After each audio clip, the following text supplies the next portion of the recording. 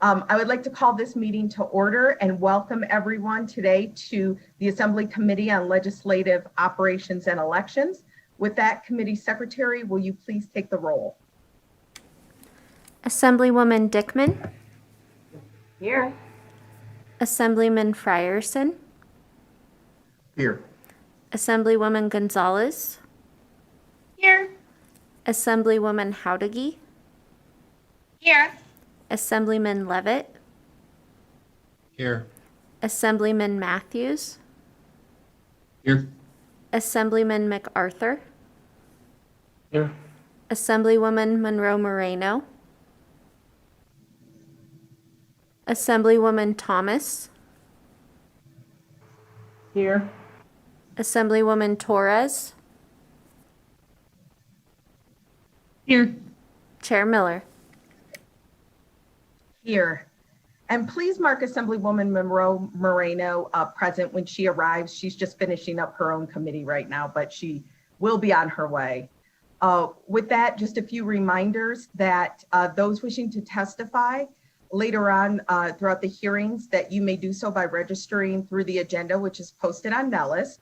We will have up to a half hour of public comment at the end of the two bill hearings that we have.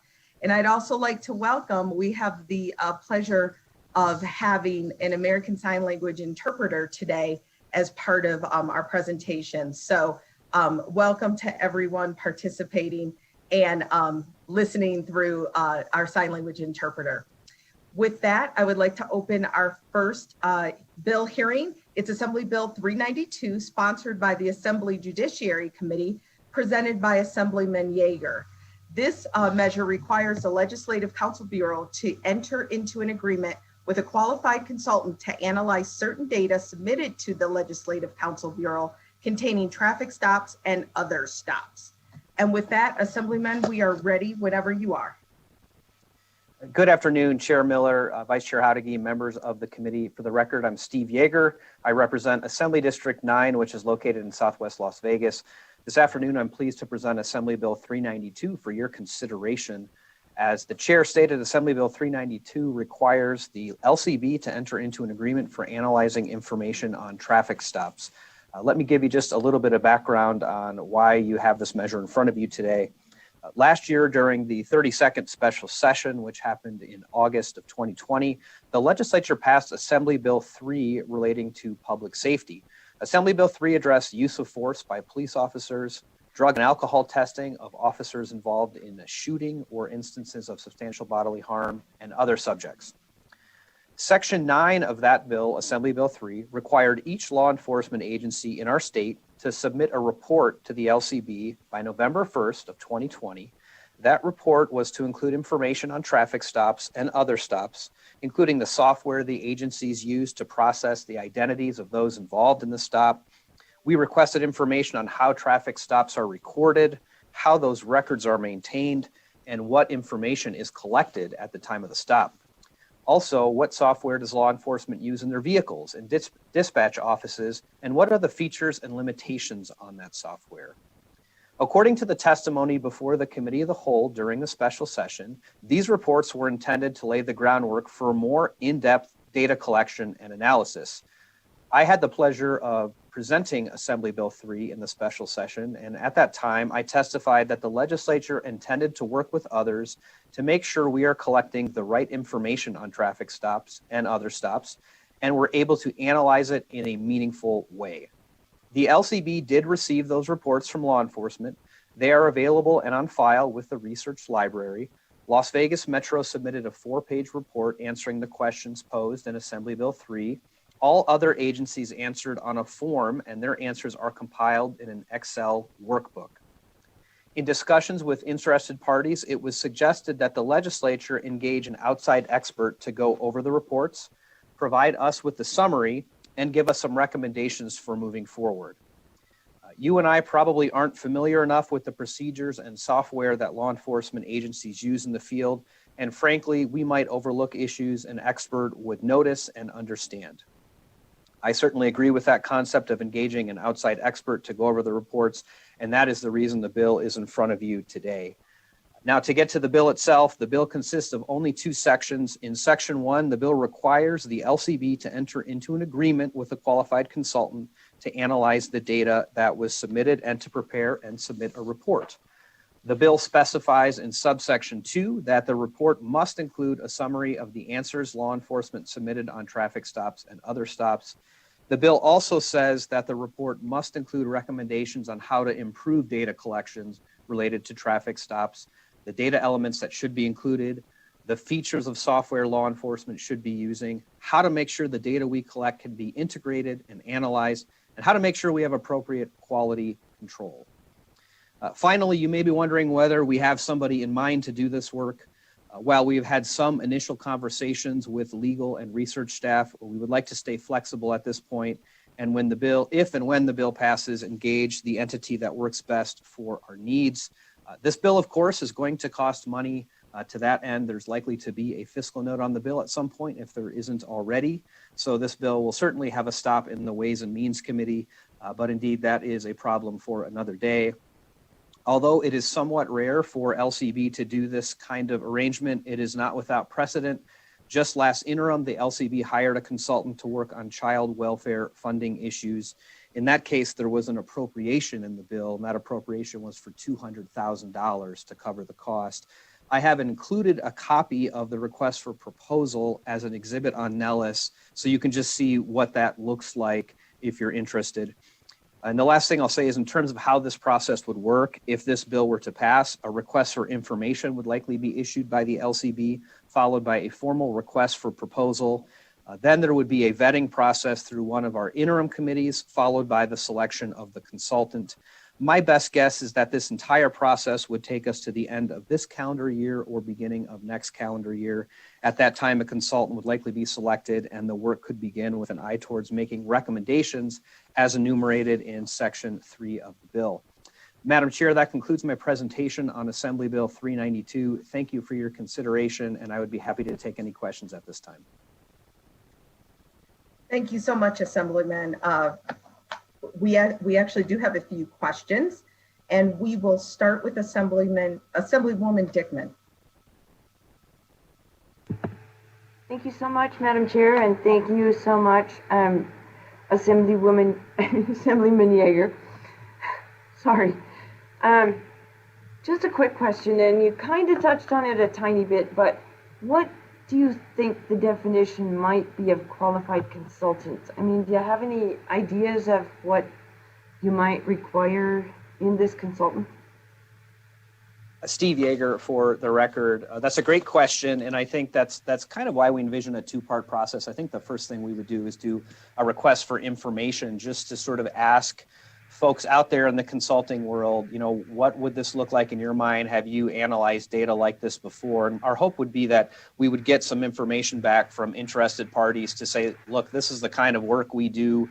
We think we could help you because we crunch data, we look at this kind of stuff in other areas. And then after that, a formal request for production would go out, much like the one you see on Nellis that was done last year. So, you know, I think it's a 2-step process, but really in my mind, it is a consultant who is familiar with this kind of software where, you know, law enforcement's using it in real time to make stops, to run people, to run their backgrounds, and then, you know, has some kind of knowledge about data integrity, about maintaining data, and I think probably most importantly about our systems being able to communicate with one another, because that's an issue we've had in the state where we have different agencies using different platforms. And so if we're trying to look on a state level of what's actually happening out there on the ground, we've got to be able to compile that data in some meaningful way. So that's probably more information than you wanted, but you know, certainly someone in this realm who can tell us what the latest and greatest technology is and make recommendations for what we should be doing as a state. Yeah, I mean, that makes sense. It's like we've collected this data, now we need someone who can interpret it, right? But it may be hard to find that right person, right? Sounds like. Steve Yeager, for the record, and you know, I guess we'll see if we put out a request for information to see what kind of capacity is out there, and a request for proposal. I mean, there's the possibility maybe we don't get a lot of interest, but you know, we'll sort of deal with it at that point. But I think, you know, that sort of in-house stuff that we can do from a staff basis isn't going to cost us any additional money, and it would only be Again, if it's approved in Ways and Means, it would only be the actual selection of a consultant that would result in the contract and then the payment of the funds. Great, thank you so much. Appreciate the time, Madam Chair. You're welcome, Assemblywoman. Thank you.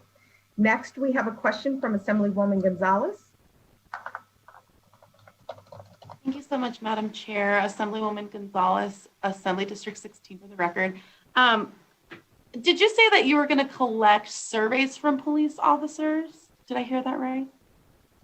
Steve Yeager, for the record, we did collect information from law enforcement. So Assembly Bill 3 of the special session required law enforcement agencies to provide information to the LCB by November 1st of 2020. So they have done that. It is out there and available.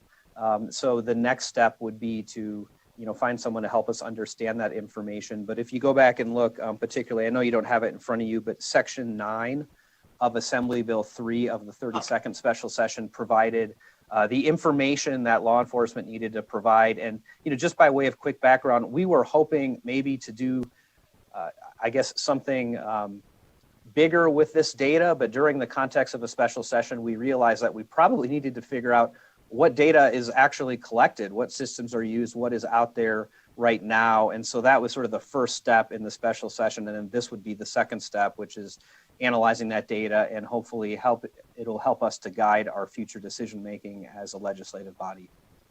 Yeah, I mean, I definitely agree that we need the data, but as a researcher, I'm a little concerned how we're getting the data and how we make sure that it's like accurate data, and then making recommendations based off of this data. If we don't know where these recommendations are coming from, I would want someone who's like a criminal justice policy analyst or someone who like understands this type of work, making important recommendations. So I don't know if that's maybe just something to think about when we're looking for a consultant, but that kind of just stuck out to me. So just, I'm not saying we need to have researchers, but I just think that sometimes things get lost in translation when we collect data and we don't know how to accurately display it. Steve Yeager, for the record, excellent suggestion. And I think that would probably be the next step in the process. So this first step is trying to get a sense of what the data is, what it means. And so I anticipate the consultant would be able to ask follow-up questions to law enforcement as well, because they're probably going to have follow-up questions about what data they use, how it's collected. And then I think that next step is for us as a legislative body to bring in some of those other experts to say, what else do we need here and how can we act on it? So great suggestion. And I think that is contemplated down the road after we get a handle on what we collect currently and what it means and how we can aggregate it in some meaningful fashion. Thank you so much. Cecilia Gonzalez, Assembly District 16. I forgot to say that. Thank you, Assemblywoman. Next question we have from Assemblywoman Thomas. Thank you, Chair Miller. Appreciate the opportunity to speak with Assemblyman Yeager, and welcome to our committee. Good to have you on the hot seat. I'm only kidding. I do have a question though. LCB has this data right now. What's the scope of the data? Because we know that we always get traffic stops at the end, sometimes at the end of the month, beginning of the month. What is the scope? Because I'm looking at maybe a year of data has been collected so far. Steve Yeager, for the record, it's good to see you as well, Assemblywoman. One of my regrets is that I'm not able to serve on a committee with all of you, so it's nice to see you in this committee. So what we don't have the actual data itself right now. What we have is responses from law enforcement about what sort of data they collect, how they collect it, how they store it. So we haven't asked for the actual data yet. I think that's the second part, is to figure out, what data do they have right now? How far back does it go? So you ask a great question. I mean, does data on traffic stops go back 2 years, 3 years, 6 months? What is the auto overwrite feature on some of this? So that's the information we have right now. And I think that next step is to ask the consultant to help us understand what is readily available already out in the world. And then we can start to sort of collect that and analyze it, or we can work from that, because for instance, if the data is only available for 90 days and then it gets written over, that's problematic for us in making decisions. We're not going to be able to look long-term at trends. So we do have the responses from law enforcement answering the questions we sought in Assembly Bill 3 of the special session, but what we don't yet have is the underlying data about those traffic stops. Thank you. Chair, may I have a follow-up? Certainly. Thank you, ma'am. All right, with that information that you just gave us, how long will this consultant be in that position? And the second half of that question is, once you get the consultant, I'm assuming that they will need software in order to gain knowledge of the surveys that were taken, so that we can look at the results. And with that, is that consultant plus the software and or any assistant that they gain will be within, the monies that I'm assuming the fiscal note would request? Thank you. Steve Yeager, for the record. Great question. So I would anticipate probably getting through this process. We wouldn't be in a position to have a consultant start working with us until the end of this year or beginning of next year. So I think that's going to be the timeline. Now, to answer your other question about what software might the consultant need or what staffing might they need, that would be determined in the request for proposal. So essentially we would put out a request for proposal and they would come back to us and tell us exactly what they think they need and how much it's going to cost. Now, we don't have an unlimited budget, so I don't believe there's a fiscal note on here yet, but at some point LCB is going to look at this and I think come up with what they believe to be a reasonable estimation for what a fiscal note would be. They'll probably look at the bill I referenced from last interim where the cost was $200,000. So the consultant would have to work within those parameters. I mean, there wouldn't really be an ability for us to pay them more. So there would be an agreement where we would come to an agreement and say, look, this is the amount of money that we have to spend and what can you do for us with that amount of money? And hopefully that would include anything that they might need. My hope is if we engage a consultant that does this kind of work, they might have some automated systems or some software in-house already that can help us do this, but we just won't know until we do that request for proposal and see what responses we get. Thank you, sir. Appreciate that. And thank you, Madam Chair. Thank you, Assemblywoman. And I'd just like to remind everyone, and I appreciate that Assemblyman Yeager is obviously a very experienced chair and legislator, but here in this committee, we're a policy committee, so we can keep our focus just on the policy and the concerns and questions, while they're so real about funding and financing things. That's a completely separate committee. We just want to focus on, do we see something as good policy, and then we'll allow the budget committees to take it from there. So thank you for that, and thank you for your response. Our next question comes from Vice Chair Howdeggy. Thank you, Chair Miller, and so nice to see you, Assemblyman Yeager, in our committee. Welcome to LegOps. I just had a quick question out of curiosity. Do you know if every single law enforcement agency actually submitted the required data to the director of LCB? Did they every 100% report back? Steve Yeager, for the record, no, I mean, we never have 100%, right? So I'll say this, looking at the data, I think our largest law enforcement agencies in the state did respond, Metro, Reno. The bill was pretty broad in its applicability, so there were definitely some smaller agencies that didn't respond. And to their credit, there were some that responded and just said, we don't do person or traffic stops. So we've got a decent number of responses, but not 100%. I also think the consultant can help us with that. If we need additional information from other agencies out there, they can reach out. And I don't think there's anybody out there who didn't intentionally respond. Sometimes they're just not aware that we enact these things, but we'll strive for that through the consultant process to get more information if we need it. Okay, thank you. And follow up, Chair? Yes, please. Thank you. And then just one last question. Is there a target date to have the consultant hired and the recommendations in? Steve Yeager, for the record. I hope we would have the consultant on board by the end of this year or beginning of 2022. and then they could start their work. Now, how long that's going to take, I don't know. I don't anticipate the analysis of the data we have now would take a long time, but there might be some follow-up. So my hope would be certainly would be in a position by the next legislative session to have actionable recommendations that we could potentially act on in the, well, any of us who come back to the building could potentially act on in the 2023 session. So that's the hope, is that next session we're talking about the results and what we can do better in the state. Thank you, Assemblyman Yeager, and thank you, Chair Miller. Thank you, Vice Chair. Committee members, are there any additional questions? Assemblywoman Torres?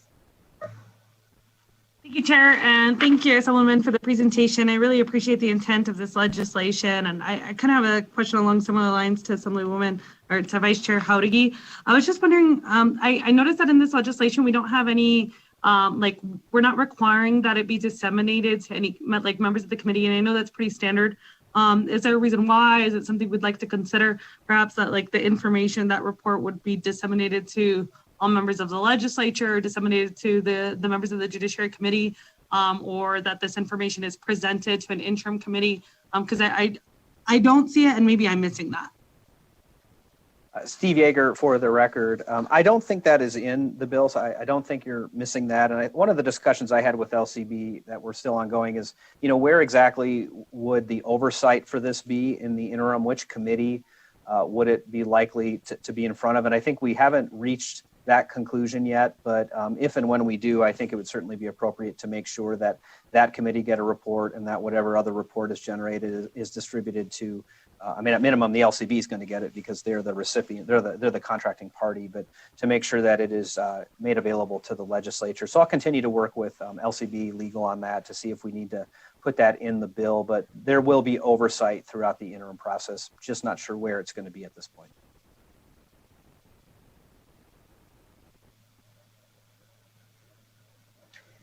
Thank you, Assemblyman. Members, any additional questions? Okay, right now I don't see any additional questions, so we can move into testimony. So broadcasting, please open the lines for anyone wishing to testify in support of AB 392. To testify in support of Assembly Bill 392, please press *9 now to take your place in the queue.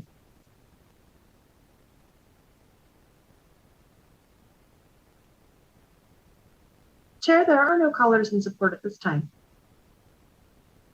Okay, let's give it another moment.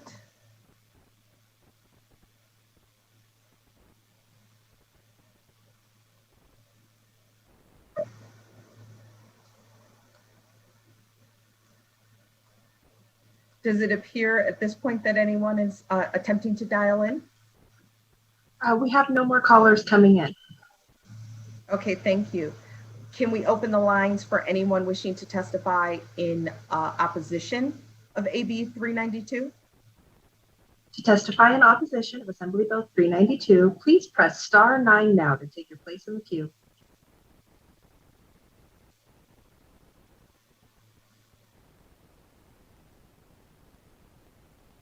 Chair, there are no callers in opposition at this time. How about neutral? Is there anyone wishing to testify neutral of AB 392? To testify in neutral of Assembly Bill 392, please press *9 now to take your place in the queue.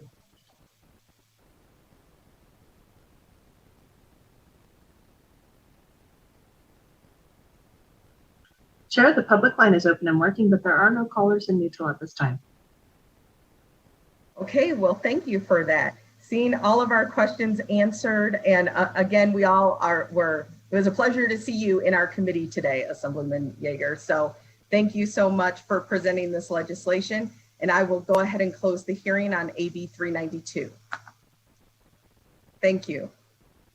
With that, I will open the hearing on Assembly Bill 421.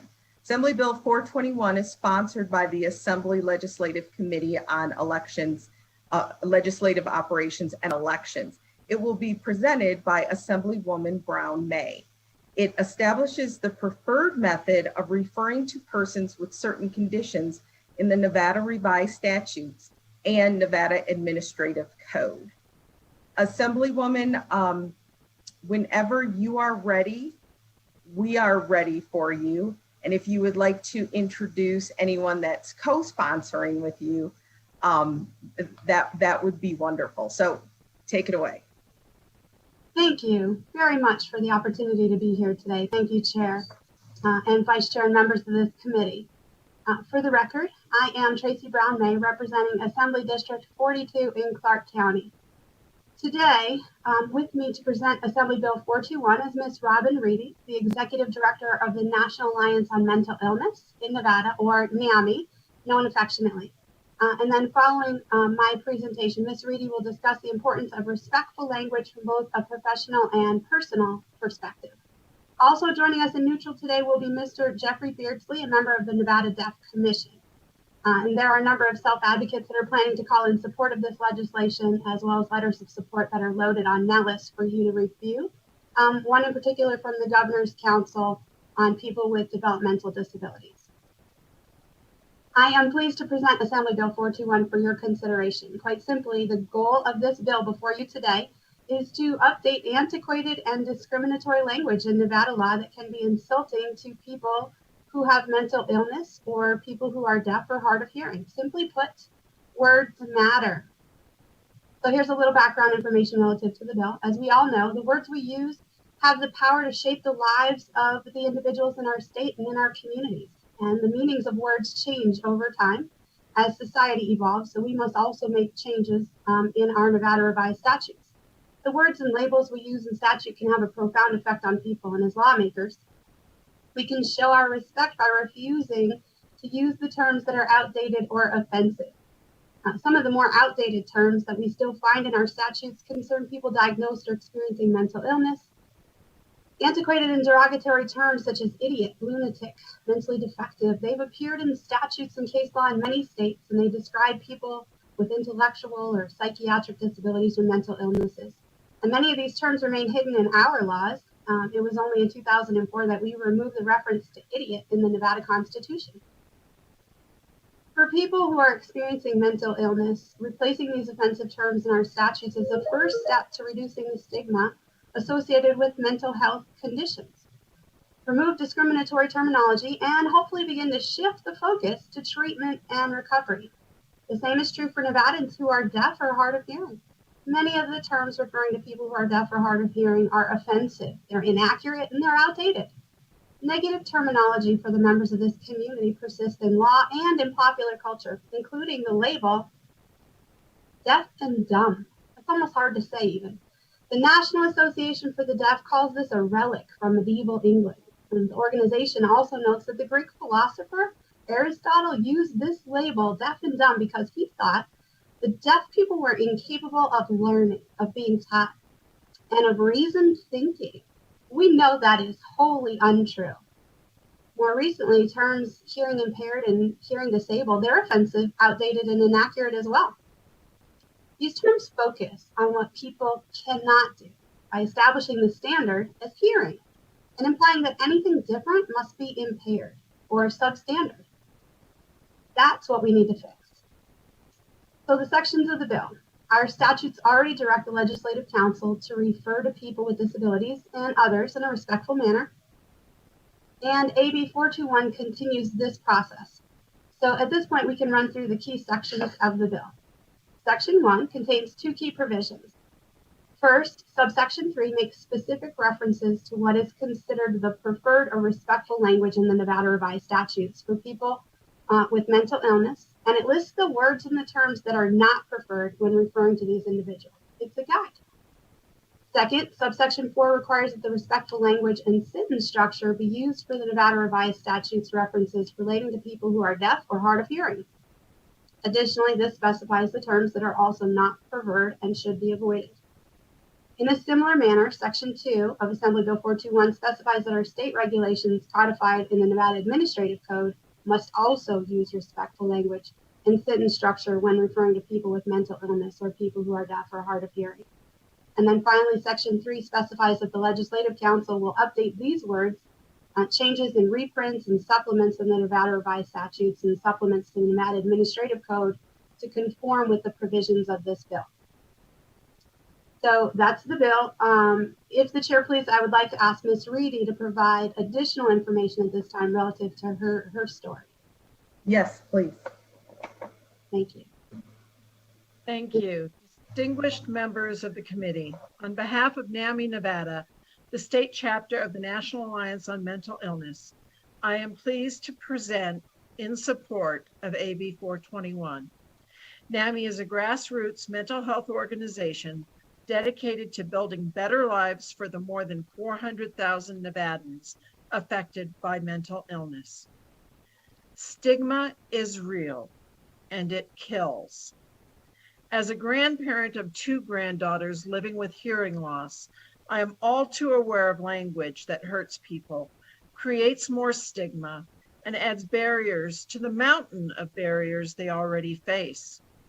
Almost 2 decades ago, I took my oldest granddaughter to Rochester, New York, to visit a university with specialized access for those living with a hearing loss. And last night, as I was researching statistics on mental health and those with the loss of hearing, I ran across the NCDFR, National Center for Deaf Health Research, Deaf Health Survey from the medical side of the University of Rochester that we visited. While a small sample, it has far-reaching implications, specifically suicide risk. Deaf respondents were more than 5 times more likely to report attempting suicide in the past year, 2.2% compared with 0.4% of the general population. The deaf community struggles daily with stigma, prejudice, and communication, but that's not all. Medical studies have found that deaf people suffer from mental health issues at about twice the rate of the general population, and also have real problems accessing needed mental health services. The mental health issues common in the deaf community include depression and anxiety, as well as severe illnesses such as bipolar disorder and schizophrenia. Calling a group the hearing impaired suggests that the hearing disability defines the person. The Merriam-Webster dictionary defines impaired as being in a less than perfect or whole condition, as disabled or functionally defective. The point is to put people first. We urge using positive language that avoids referring to people with disabilities as the disabled, the blind, the epileptics, the quadriplegic, etc. It's fine to say a person with a disability, but terms like challenged and the disabled have fallen out of favor. In other words, people with disability, including hearing loss and mental health, want to be recognized because they want equal access. But that doesn't mean they want to be defined by their disability. My oldest granddaughter did not ultimately go to college. She married and lives in Elko with my great-granddaughter. Her sister did graduate UNR. We are very proud of both of their achievements in a hearing world. It was not easy for them, and they will continue to bump into barriers. Those barriers, though, should not be supported by the language in our laws. Thank you. Thank you for that. Assemblywoman Brown-May, do you have another presenter? Thank you. We do have Mr. Jeffrey Beardsley. He is here in neutral. I don't know if you'd prefer to hear from him or if you would like to go to support neutral. Is he part of your presentation or is he just here to testify? He will be here to testify. Okay, then if it works for him, then we will wait until we're at the neutral testimony. Does that work? That works great. Thank you. Okay, thank you. So that concludes your bill presentation at this time?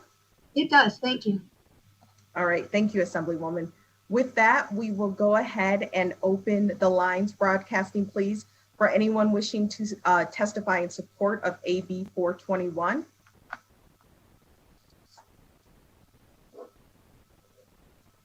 To testify in support of Assembly Bill Wait, 421. I'm sorry, broadcasting, I'm really sorry. And now I think some people are going to catch it now. We need to open it up for questions first. So, committee members, I know we have one question beginning with, and I apologize to everyone and everyone on the lines as well. Assemblywoman Torres has a question. No, thank you, Chair, for the opportunity to ask a question. I was able to answer it during the hearing. I just noted that this was very similar to an assembly bill from last session, and I was just checking to see if we kept similar form and language from AB 367 of last session. We did. That was my question, but I answered it. Thank you. Okay, thank you for that. Members, any other questions? Okay, not seeing any. And Assemblywoman Brown-May, just thank you so much for bringing forth this legislation and on such an important and sensitive issue. But again, to bring respect and dignity for what people deserve. So thank you for that. With that, we will go ahead now and broadcasting, please open the line for those wishing to testify in support of AB 421. To testify in support of AB 421, please press star 9 now to take your place in the queue.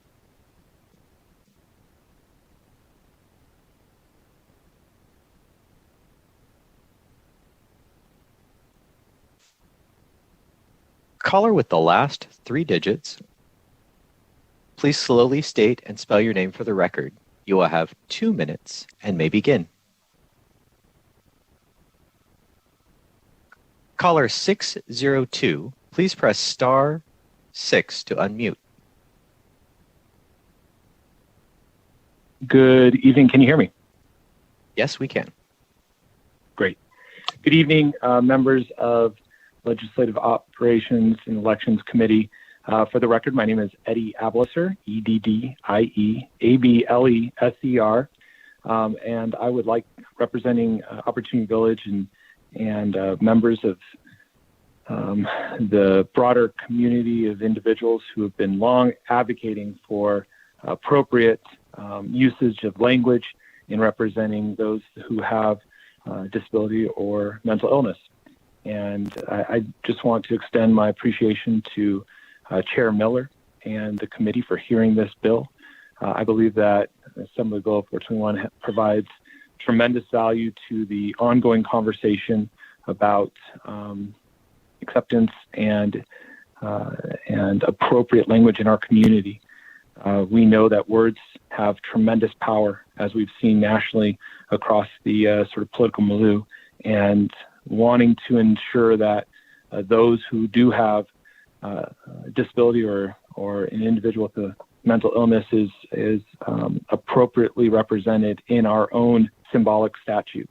And so with that, I truly and sincerely want to thank Assemblywoman Brown-May for her leadership and guidance in this space, and thank her for the leadership she's provided, as well as committee members, and ask for your support on this bill. Thank you.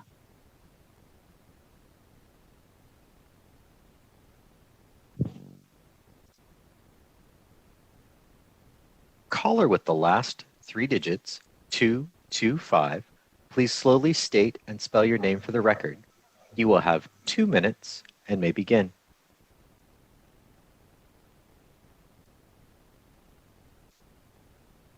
Caller 225, please press star 6 to unmute.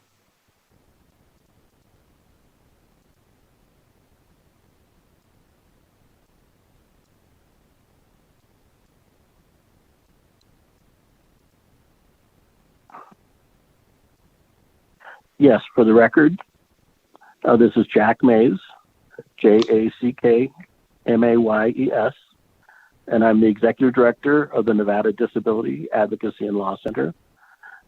Chair Miller and committee members, thank you for the opportunity to express support for AB 421. We've been working to clean up some of the language, and we support the efforts to add people first and respectful language. and the preferred method of referral. So thank you for that opportunity for input.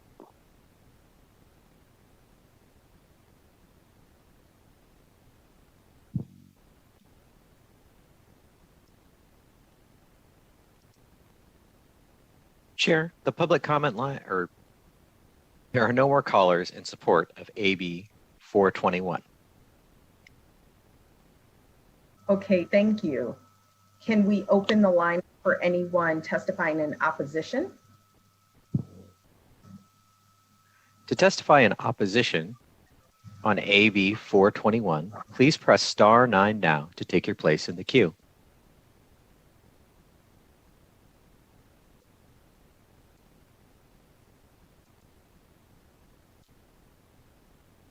Chair, the line is open and working. However, we have no callers in opposition to AB 421. Okay, thank you.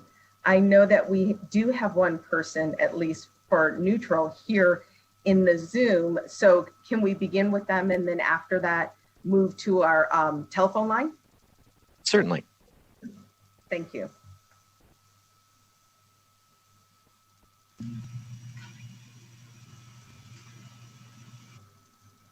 Hello.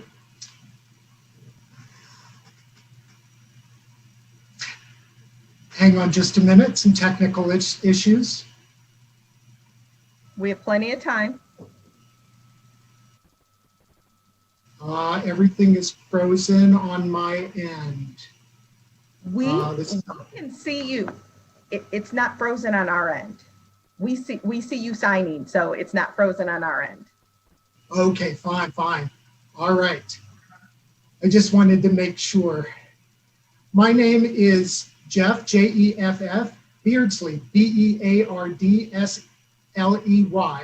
I am testifying for the Nevada Commission for Persons Who Are Deaf and Hard of Hearing. As people have mentioned before, the bill says it all. But I want to point out that from the deaf and hard of hearing community, our view is that our deafness or us being hard of hearing is not a disability. We function just as well as hearing people, except we don't hear. That's all. The notion of disability is based on a societal and even a governmental view. From our own views, we don't consider ourselves disabled. But of course, disability is defined for agencies such as Medicare, etc. So it impacts them. And the term deaf and dumb, hearing impaired are ancient terms and offensive. They're just absolutely outdated and out of practice. So we are trying to educate people to use those terms when they label us so that we can make sure everyone is being respectful and to achieve equality for deaf people. Thank you. And also, this bill will help to promote awareness of individuals' rights to access, especially for deaf and hard of hearing people, in terms of getting access to things such as interpreters and effective communication. That is all that I can say, and thank you. Thank you so much for being here with us today, and thank you for educating us, because our goal is to, of course, treat everyone with respect, and often that comes in the words and the terms that we use. So thank you for sharing and teaching us today. Thank you. With that, broadcasting, do we have anyone on the line to testify in neutral? To testify in neutral on AB 421, please press star 9 now to take your place in the queue.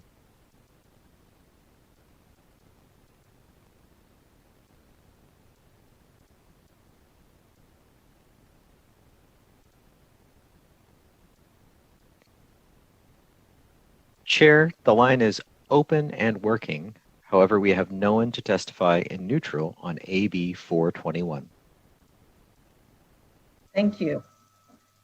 With that, we will go ahead. I will close the hearing on AB 421. Again, thank you so much for bringing forward this legislation, Assemblywoman, and move on to our next agenda item, which is public comment. So again, everyone will have 2 minutes and we will take up to 30 minutes of public comment. So broadcasting when you're ready. Also, just a reminder that the public comment should be on an issue that is under the purview of this committee, please.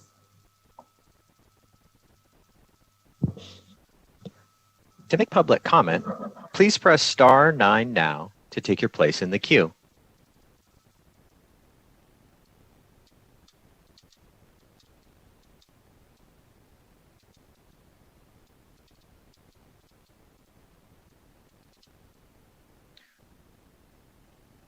To make public comment, please press star 9 now to take your place in the queue.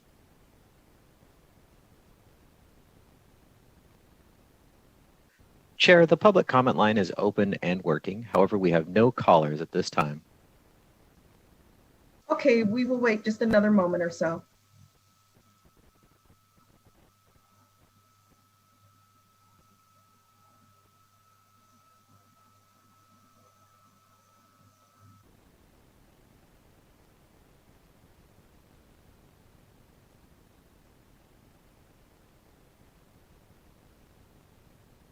Is there anyone attempting to call in? Chair, the public comment line is open and working, and there are no callers at this time. Okay, thank you for that.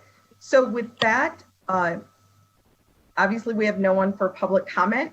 So just would like to give everyone a reminder that our next scheduled meeting is this Thursday, April 1st, but we will begin at 3 p.m. So we're moving it up an hour. So we're beginning promptly at 3 p.m.